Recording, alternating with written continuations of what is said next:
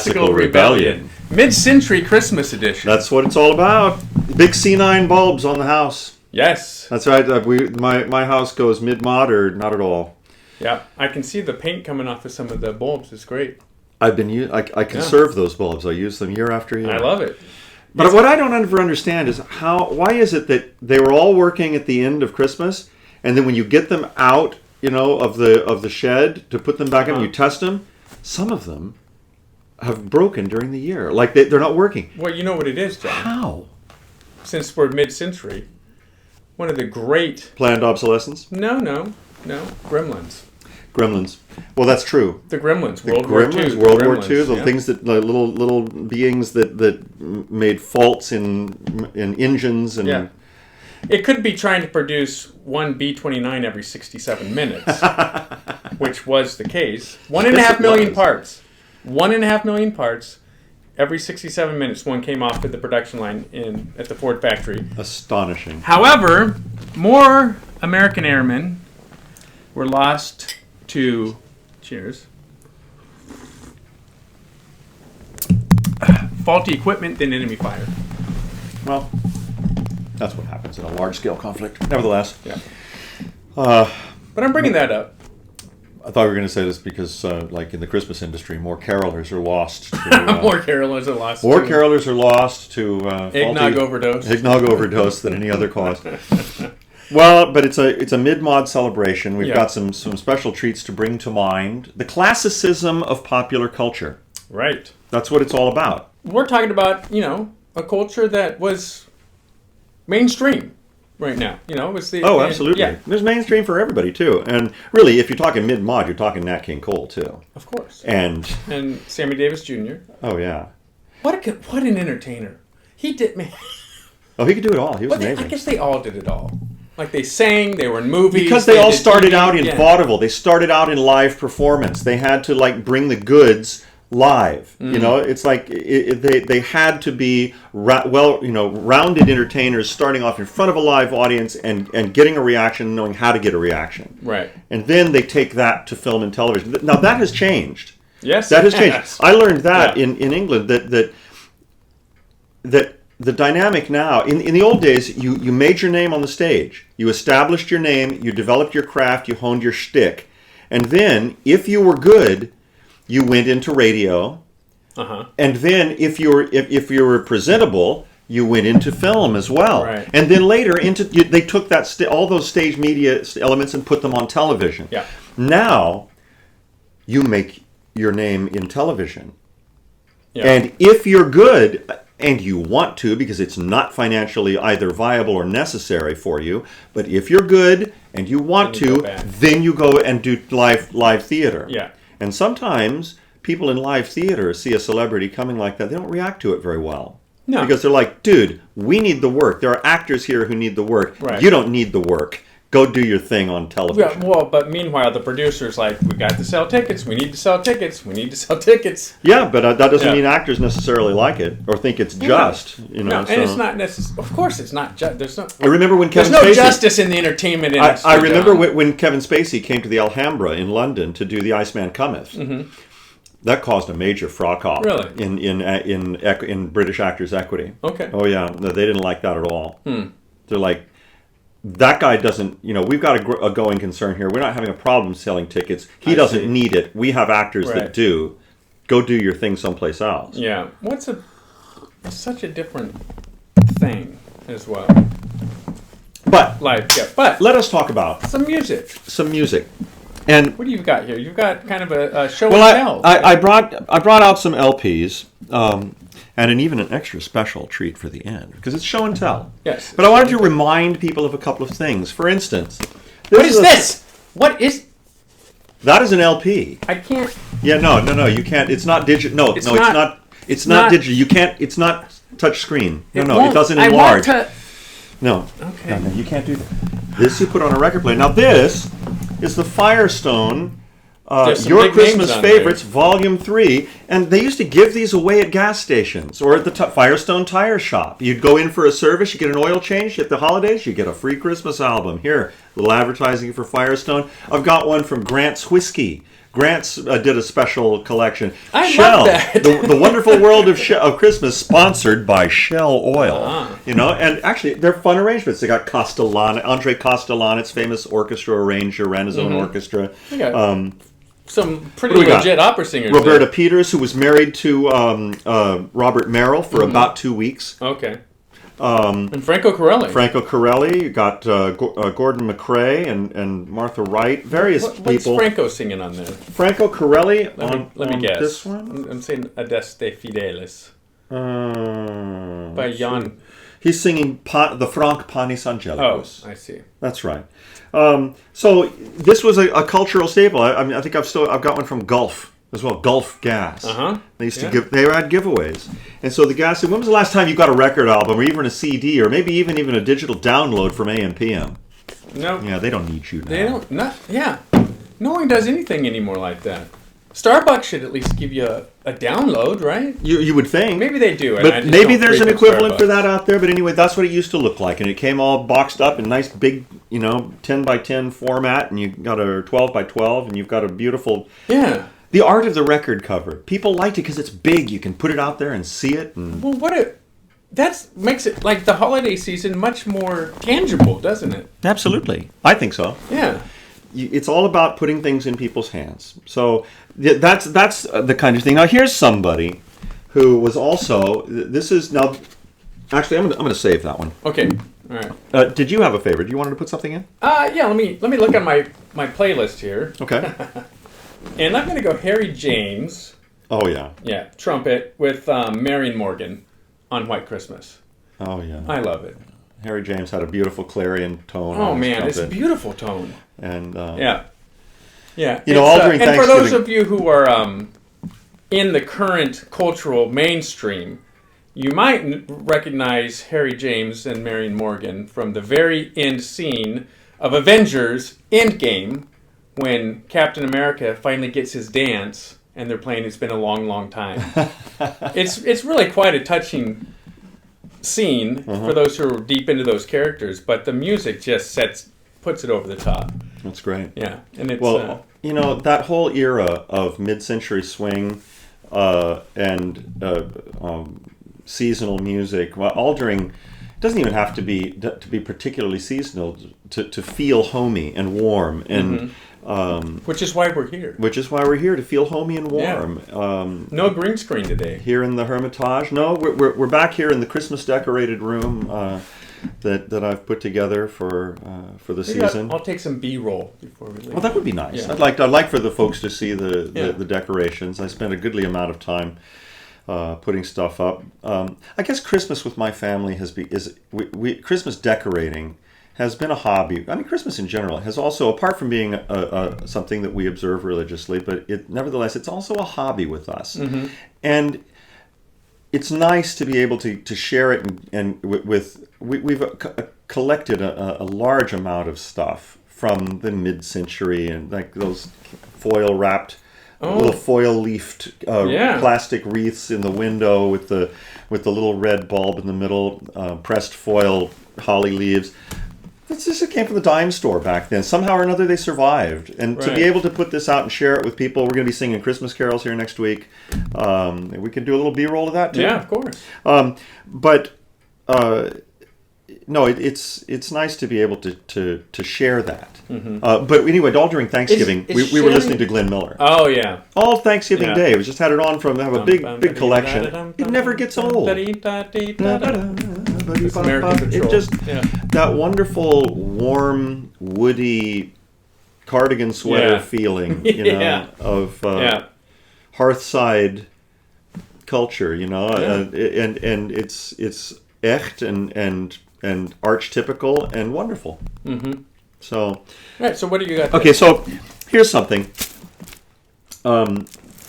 Perry Como. Ah, what a friendly Perry Como sings Merry voice. Christmas. But what's special about this to me is that this one still has the cellophane wrap on it, and printed on the cellophane wrap is $1.98. Now Camden was an RCA sub-label, and so this is meant to be an affordable record. It's no high class, hi-fi sort of stuff. Okay. But This is probably continued to be reissued in the late 1960s for $1.98. And actually, I think this one has on it $1.49, so it even got marked down from that. Right. But that's printed on the foil, so it's not just like an applied tag. Right. It's actually printed on it. Yeah, it is. Wow. So you see how that used to be, folks? You could get a record for $1.98. Now, I've also got a Deutsche Grammophon of some Liszt music by, I think, Ivor Pogorelich or something that's playing.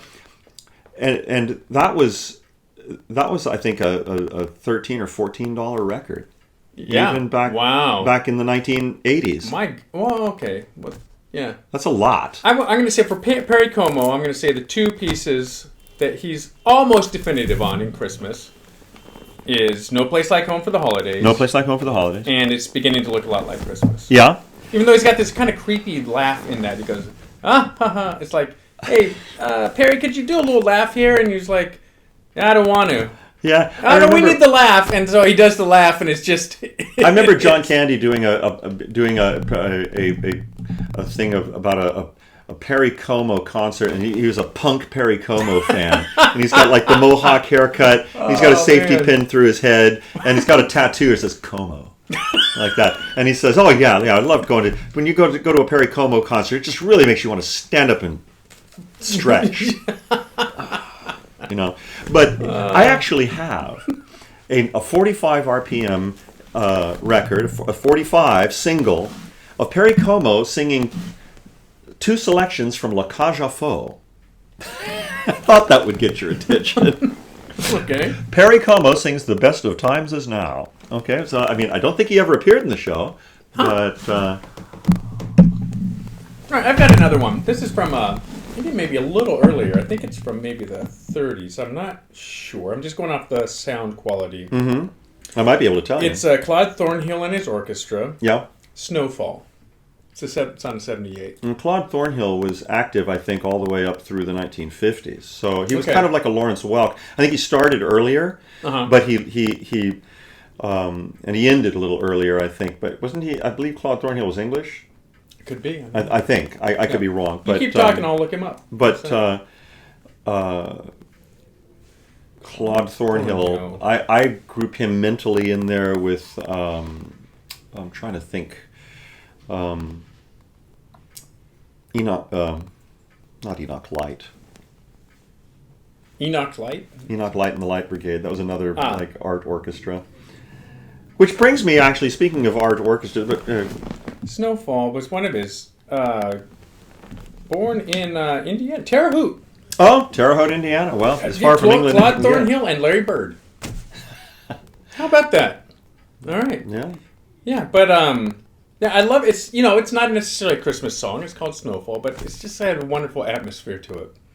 That again, that fireside hearth culture. What was the last atmospheric Christmas music that you can think of? Yes, I've been like, what's the most recent music that is going to express a unique atmosphere with the tree of the season and everything? I mean, I know what I would say to that, but what do you say? So, tree, fire, hound, right? Hund. Boy. I don't know. I really don't. It's not. I would say it's probably either. Well, I'd say it's probably a tie between Mannheim Steamroller, and Windham Hill. Those are the two last specifically stylistic expressions of winter, Christmas time. That I can think of. I can't think of anybody else who's really made an impact stylistically. Well, Mariah Carey's got the one song, "All I Want for Christmas Is You." It's more upbeat. it's hey. But that's in that's standard pop. Yeah. And that also dates from the 1980s too, doesn't it? Or early 90s. Yeah. The one from the 80s is "Last Christmas I gave you my heart. The very next day you gave it away." Wham! It's got to have the exclamation point. But again, that's standard pop. Yes, it is. Standard 80s pop. But as far as a new wrinkle musically, has there been a new wrinkle lately? Maybe Harry Connick Jr.'s Christmas. I don't know. He's got some original songs on that. But again, he's in straight. I mean, and he's a prime exponent as well, an expert exponent. But he's out of that big band tradition. Of the big band tradition. Yeah. So, American Standard style. Yeah. So, here's another little. This is a Christmas on the Rhine, O Tannenbaum, and this record is a relic of my childhood. But when I went to Frankfurt, I didn't really realize what I was looking at here. When I went to Frankfurt to do an opera audition in about the year 2000, I went in December, and the center of Frankfurt was occupied with the town Christmas fair. Yeah. That's what this is. It is a bog standard, run-of-the-mill, ubiquitous, you name it, German Christmas market. And what's further, it's exactly the same today. So these are all just, it's a book of standard, all in German, or an album, the songs are all in German. Okay. And it opens and closes with cathedral bells. And we used to always put them on the stereo and turn it up real loud and like just ring the house down with these things. So this is a childhood favorite of mine, and it's just like children's chorus with organ, and it's all standard German. Yeah. Christmas fair. Ja, ist ein Rosensprungen? Ja, ist ein Rosensprungen. Yeah. So I've got Lotte Lehmann singing that on my Christmas playlist. Klingglöcklein. From her radio broadcasts, and she does a whole little spiel beforehand, talks about how her mother sang it to her, and then she just sings it though. Like, she doesn't come off the voice, she doesn't pop it up, she just sings. Ist ein Rosensprung. And just the way her mother sang actually, it to she her. might actually been off the voice, but she had so much voice. Right. that it comes off as still quite operatic to a contemporary ear. Well, now here's something that's going to come into play next week. And this is a unique product. This is the Mitch Miller Christmas sing-along. Now, Mitch Miller was an arranger for NBC, the National Broadcasting Company, and his arrangements became. He was an oboist by trade, but he became an arranger, and he also became a conductor. And they actually put him on television with a sing-along show because his arrangements were so good. Okay. And then he started doing these like Mitch sing-along with Mitch, Western Party with Mitch. It was always Mitch and the Gang. And so you open the album, it has pages here. It's a party to go. It's got tear out lyric sheets for everything that's on the album. And so you can hand it out at your cocktail party, and everybody has a few eggnogs and with rum in it, and you start singing Mitch Miller Christmas carols, and that's exactly what we're going to do. We're going to do the Mitch Miller Christmas album live. Nice. Next week, and I'm going to be accompanying at the piano. And I always saw this and thought, what are we going to do with it? And then when I needed it for a Christmas party, there it was. So Mitch Miller, this is these still turn up in thrift shops like crazy. They were amazingly popular. Okay. But that's when we were in a culture that sang. That would simply sing simple songs and sing together. Should we go caroling as well? I'll get to that. Okay. Well, I've only got one more. I'll get to that. Because we've got to wrap it. But I want to put... Let me get my one more in before we go down to the symphony. Here's the Kingston Trio. The Kingston Trio. You can't have Christmas without the Kingston Trio, because the Kingston Trio were from Coronado. So I'm going with Mele Kalikimaka. Mele Kalikimaka is Hawaii. Hawaii. See, I grew up thinking, and my children as well, until I told them that it was a wise way of saying Merry Christmas. Hawaii? A wise way. Oh, a wise way. Yes. Like the wise people say this. Instead of Hawaii's way. Because the way they aligned the text, it sounds like... I am filled with respect for the Hawaiian culture. And I believe they should have a lot more control over the remnants of the Hawaiians should have more control over the islands than they have today.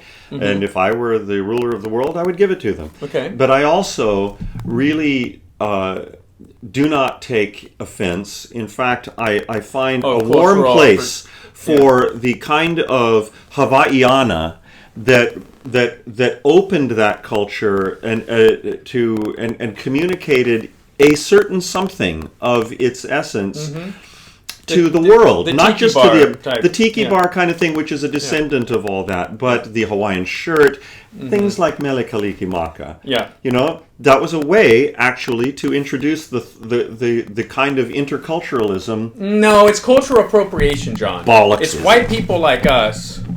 Really? Yeah. I sound really? bitter, No don't Hawaiian I? ever listened to that and enjoyed it? I kind of doubt that very much. No, they just get angry when you play it. But anyway, I don't know many Hawaiians. I think it's sweet. I love it. I love it and, too. Yeah, that's why I brought it up. But it is a wise way. It is a wise way to say Yes. Merry Christmas to you. And I'll finish with just one thing here, and that's this. This is a 78 RPM album, and these are 78 RPM records. So this is the Nutcracker Suite on 3 12-inch 78. So these just are about the suite, not the entire thing. the suite, but each side is about 5 to 7 minutes, right? So you've got times 6. You've got about 35 minutes of listening in this set, and this is Arthur. No, it's Philadelphia Orchestra and Eugene Ormandy, Nutcracker Suite, probably recorded in the 1930s because this set belonged to my father. Wow. And that's his signature right in there, John Paul Hamas. When he was a boy in Yuma, Arizona, and I grew up listening to it too. And this was a major introduction of Tchaikovsky's music to me. And if I put it on a record player, it would still play today. And that's why we keep it. Yeah. Because it's still, if that's the only record player going, maybe somebody's going to hear it for the first time that way. Especially if it's a gold record out in space. Like I've said before on this, even though I was born in '63, I mean, there are pieces like the Beethoven Third, like the Shostakovich Ninth. The first time I ever heard those were on 78s. I got the set, I ran it together because on a tape and listened to it, and I love this. This is fantastic. Yeah. So you never know where usefulness is going to come from. Yeah. And so these are all gifts that we keep around and we like to share with other people. So Mele Kalikimaka. Yep. And I don't know if we'll get another one of these in before Christmas, but we'll have some. That's right. We're going to do the sing along. Yeah. Next week. Yeah, we'll definitely share that.